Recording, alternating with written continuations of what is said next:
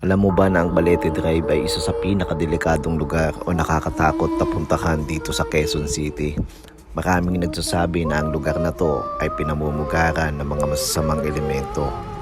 Dito daw ay nagpapakita ang babaeng ginakasa at pinatay sa Balete Drive. Maraming nagsasabi na magpahanggang ngayon na ang babaeng nagpapakita sa Balete Drive o pinatay ay nananatiling nagpapakita sa mga taxi driver. Kaya ngayong madaling araw ay susubukan ko maglakad doon kung totoo nga ba na nagpapakita pa ang white lady sa Balete Drive.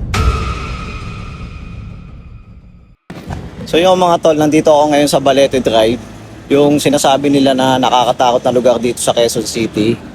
Ayan, nandito tayo ngayon sa Balete Drive. Ang oras natin is alauna ng madaling araw.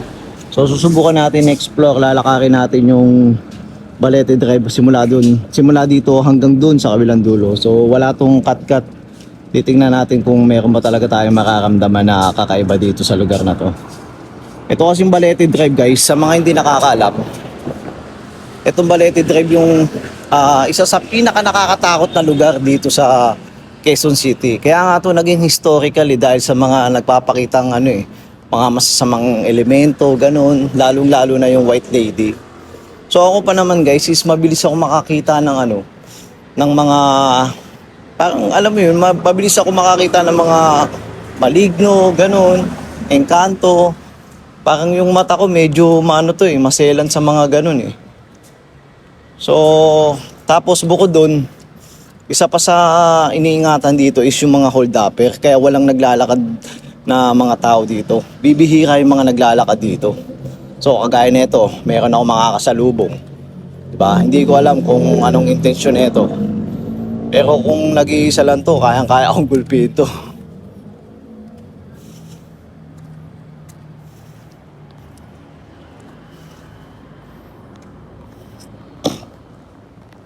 So yun, tamang walking lang tayo dito.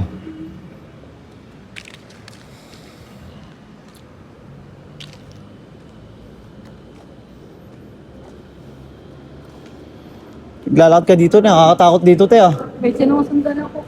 Ha? May nakita ka nga ba na babae? Wala. Hindi ka natatakot, lalakad ka dito mag-isa? O kagaya nun, di ba? Nakakatamang hinaalam, may sinusundan daw siyang 4 na babae. Wala namang babae dito.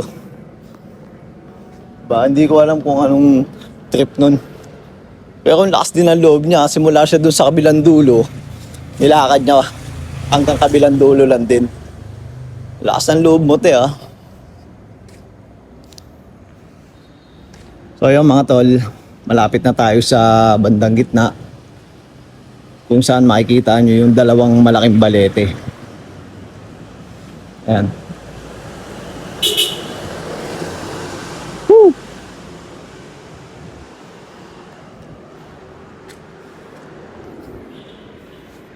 Ano na ako parang nakaramdam na ako ng kilabot ah. Nakaramdam na ako ng ng kilabot, tumataas yung balahibo ko. Malaki yung ulo ko, kumakapal yung ko. Yung parang yung balat ko kumakapal, namamanid. Hindi ko alam kung bakit. Pusa. Mag-isa lang kasi ako dito eh.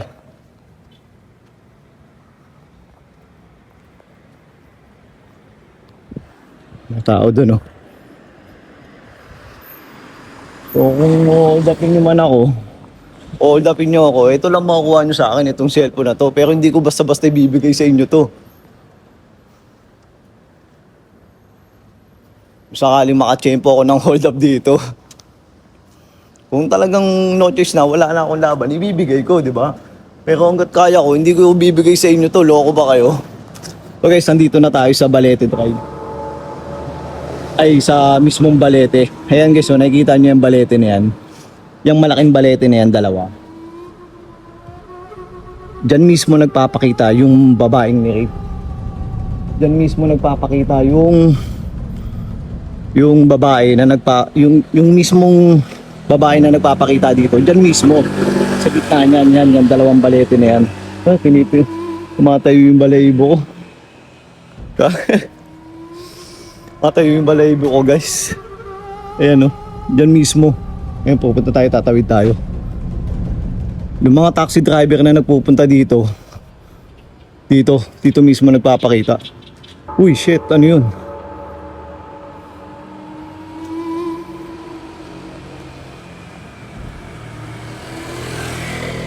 Takot ako dun, ah. Nakakamdam ako ng takot, ah. Tapos ito, lumang eskwelahan, parang dormitory. Yan, oh. May issue rin yan dyan, eh. Alis na nga muna ako dito. Alis muna ako. Nikilabutan ako. Ang daming nakikita ng mata ko. Ang daming ano, parang mga, alam mo yung mga illusion. Ganun, minus yun. Hindi rin talaga safe maglakad dito kung ikaw mag-isa, eh. Kasi unang-unang, ang haba ng ano, ang haba ng lalakarin mo, nakakatakot. Nakakatakot din talaga. So 5 minutes na ako naglalakad, 5 minutes na ba yun? 5 minutes na ako naglalakad, mga tol. Tapos ito, dadating pa tayo sa pinakamadilim na part. Ayan, oh. Yan. Dito madalas yung aksidente kasi isa rin dito sa area na to na nagpapakita yung white lady sa gitna, tapos yung mga sasakyan hinaharang yung mga sasakyan. Ngayon napapapreno yung mga sasakyan kaya na-aksidente. Katakot. Kumakapal yung ano ko, parang nanginginig yung mga tuhod ko. Hindi na may tao dito, eh. Tao dito kanina, eh. Dilim na, may makikita pa kaya yung camera ko dito.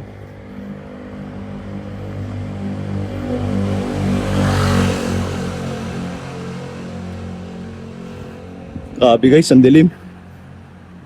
Babalik na siguro ako.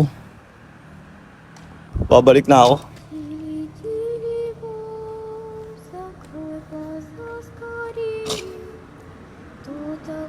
Yung mga bahay dito, ang gaganda, pero nakakatakot. Grabe, nakakatakot. Sa kabila naman tayo. Kabila tayo. Bitinig talaga yung balahibo ko. Parang feeling ko may nakatingin sa akin.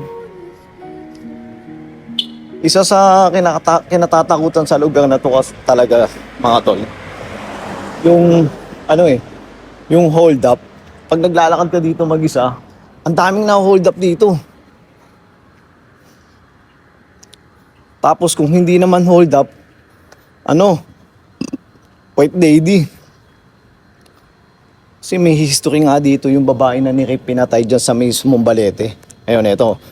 Isa rin sa nakakatakot dito yung yung mga nagmumotor. Kasi karamihan yun yung parang hold upper dito, yung mga nakamotor.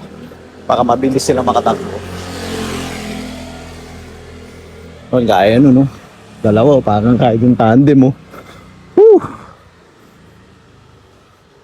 Pero at least, 'di ba, nagawa natin yung mission natin dito na makapag-walking tayo dito.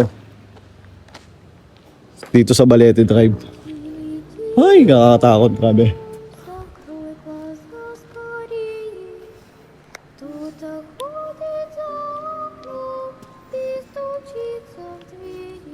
Oh. Ito yung Balete Drive, ito yung Balete, guys, yung dalawang malaking Balete. Nakakatakot. So ngayon pabalik na tayo kung saan tayo nagsimula. Pero tumitindig talaga yung balahibo ko. Ang hinginig kanina yung tuhod ko. Kasi parang may kakaiba talaga, eh.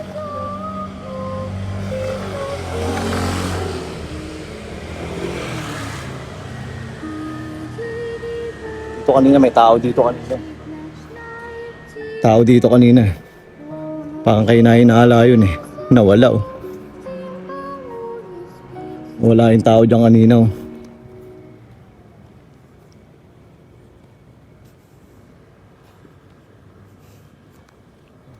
Tatakbo na nga ako.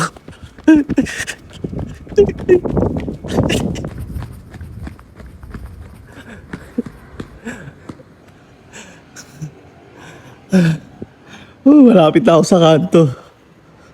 Ay. So yun lang mga tol. Out na ako, out. Okay na, malapit na ako sa kanto. Safe na ako.